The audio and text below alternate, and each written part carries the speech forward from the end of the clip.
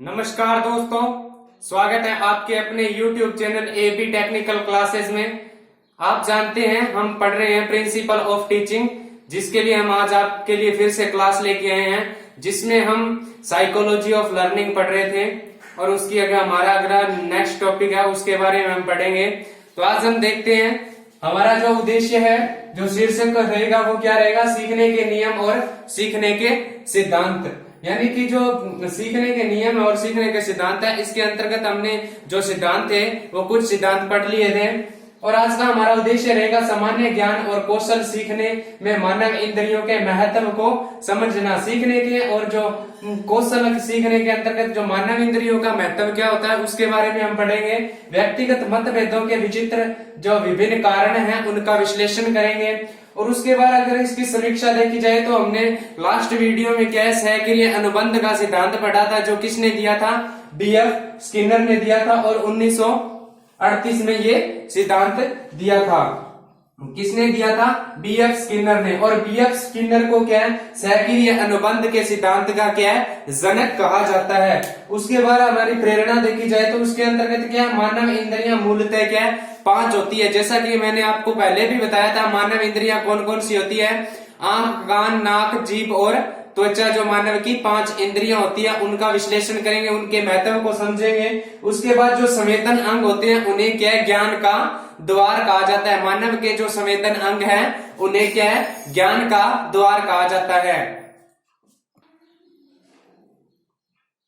जो हमारा टॉपिक है, इंद्रियां सीखने का मार्ग है। इंद्रियां सीखने का मार्ग है, तो इसके अंदर क्या होता है, हमने आपको बताया था लास्ट वीडियो में भी कि जो साइकोलॉजी के अंदर क्या होती है, इंद्रियां व्यवहार का ज्ञान होता है, मनोविज्ञान क्या सीखने में सहायक होती है, जिसमें कि मनुष्य की इंद्रियों के अंतर्गत आता है आंख, कान, नाक, जीभ और त्वचा। उसके अंदर मानव की क्या है, 5 मूल इंद्रियां होती है। वो क्या, प्रत्येक संवेदना से जुड़ी जानकारी क्या है, हमारे जो संवेदन अंग है उनके द्वारा क्या आसपास की दुनिया को समझने में हमारी सहायता प्रदान करती है। संवेदी सीखने के जो संबंध की धारणा क्या, उसके भाव से होते हैं। आमतौर पर जो संवेदना के अंग होते हैं उन्हें क्या है, ज्ञान का द्वार कहा जाता है, जिसके अंतर्गत हमारा सबसे पहला अंग है दृष्टि का बोध। दृष्टि का बोध हमें किसके द्वारा होता है, जो हमारे दृष्टि का बोध है यानी सेंस ऑफ साइट, वो क्या होता है कि आंखों के द्वारा हमें क्या दृष्टि का बोध होता है, जिससे क्या हम रंग की समानता को पहचान सकते हैं, असमानता को पहचान सकते हैं।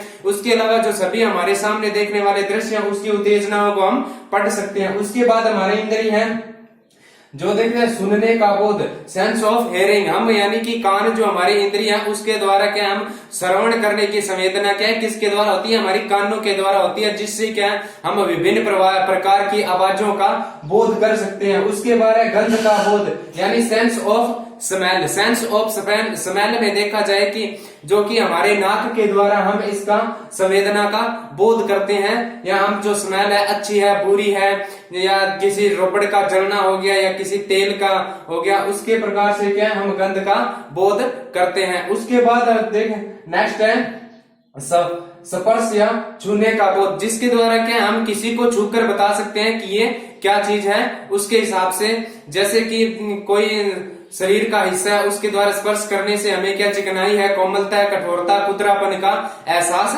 होता है। और उसके बाद देखा जाए तो क्या होता है कि नेक्स्ट जो है स्वाद का बोध। स्वाद का बोध क्या है, किसके द्वारा होता है, स्वाद का बोध है जो हमारी जीभ के द्वारा होता है, जिसमें क्या जीभ के हिसाब से हम मीठा, खट्टा आदि इसे बता सकते हैं। ये क्या मानव की 4 इंद्रियां होती है, जो कि क्या क्या होती है, आंख, कान, नाक, जीभ और त्वचा। ये दोस्तों याद रखना, ये आपके क्वेश्चन पूछा जा सकता है। आगे हमारा क्या है कि जो व्यक्तिगत अंतर है, सीखने के नियम और सीखने के सिद्धांत के अंतर, जो हमारा नेक्स्ट है जानकारी बिंदु के अंदर देखा जाए शीर्षक है व्यक्तिगत अंतर। व्यक्तिगत अंतर के क्या है, हमारा सबसे पहले शारीरिक अंतर यानी psychological physiological difference. Physiological difference के अंतर्गत क्या आता है कि मनुष्य के अंतर्गत क्या है कि इसका अंतर है, सबसे पहले मनुष्य की थकान है, उसका दुबलापन है, अंधेरा, निष्पक्षता, लंबाई, कद की कमी और विभिन्न शारीरिकता के अंतर व्यक्तिगत अंतर के अंतर्गत आते हैं। उसके बाद देखा जाए मानसिक अंतर। मानसिक अंतर के अंतर्गत हमारा देखा जाए तो इसके अंदर क्या होता है कि जो बुद्धिमत्ता, मूर्खता और जो मानसिकता, पिछड़ापन है, उस आदि के लक्षणों के कारण क्या है इनका डिफरेंस देखा जाता है या मेंटल डिफरेंस देखा जाता है। उसके बाद क्या साइकोलॉजिकल डिफरेंस या मनोवैज्ञानिक जो डिफरेंस है, इसके अंदर क्या होते हैं, कुछ व्यक्ति क्या होते हैं उदारवादी होते हैं, कुछ क्या होती हैं जबकि कुछ व्यक्ति उदारवादी नहीं होते हैं। उसके अलावा क्या होता है कि कुछ के पास विशेष विषय या कुछ कार्य करने का विशेष लक्षण होते हैं जो कि बहुत जल्दी सीख जाते हैं। उसके अंतर्गत क्या है मनोविज्ञान जो अंतर है उनके कारण क्या है व्यक्तिगत जो अलग अलग व्यक्ति, कुछ व्यक्ति जल्दी सीखते हैं। उसके अलावा देखा जाए नेक्स्ट हमारा है व्यक्तिगत अंतर के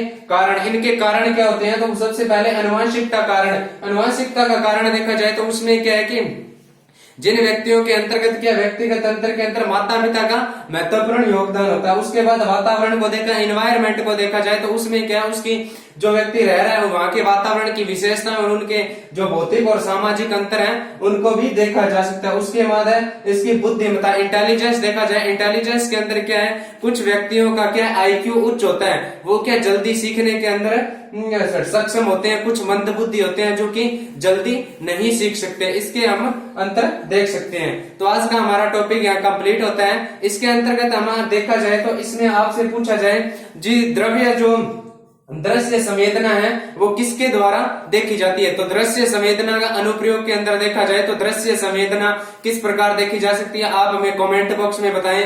उसके बाद हमारा नेक्स्ट क्वेश्चन है आपके लिए कि जो स्पर्श संवेदना होती है उससे सामान्य जो ज्ञान है वो कितने प्रतिशत व्यक्ति अर्जित कर सकता है। उसके अलावा हमारा आज के असाइनमेंट के अंतर्गत हमारा क्वेश्चन है जिसमें कि आपसे पूछा जा रहा है कि जो व्यक्तिगत अंतर होता है उनके कारणों को बताना है। कौन कौन से कारण है आप कमेंट बॉक्स में लिखिए। अगर कारण देखे जाए तो आपके सामने हमने बताए हैं ये कारण होते हैं। उसके बाद हम अगले चैप्टर के बारे में बात करेंगे। तो अगला जो चैप्टर है वो हमारा रहेगा कि जो शिक्षण और सीखने की जो प्रेरणा है उसमें क्या क्या योगदान होंगे, उस शिक्षण सीखने की प्रेरणा की परिभाषा और जो इसके विशेष कारण है उनके बारे में हम अध्ययन करेंगे। तो दोस्तों आज के लिए धन्यवाद। जय हिंद, जय भारत।